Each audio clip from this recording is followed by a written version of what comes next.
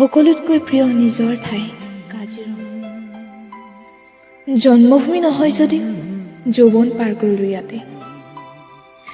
কাজিৰঙাই সকলো দিলে, সুখ এবুকু মৰম, উৎসাহ আৰু সাহসী পথৰ যাত্ৰী।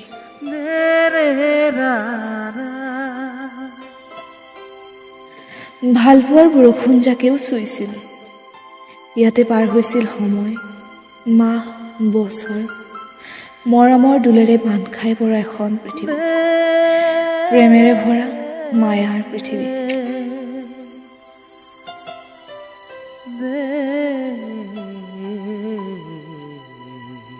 কোৱা শুনো, সঁচা হৃদয়ৰ ভালপোৱাই সকলো কৰিবলৈ সাহস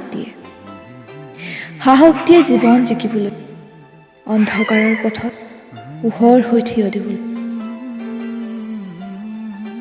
মোৰ বাবে দেখোন এতিয়া সকলো স্বপ্নময় ধুঁৱলী কুঁৱলীৰ প্ৰতিচ্ছবি, যাৰ অস্তিত্বই হেৰাই থাকে। হয়তো অভিশাপৰূপী সপোন হৈ নামিছিল।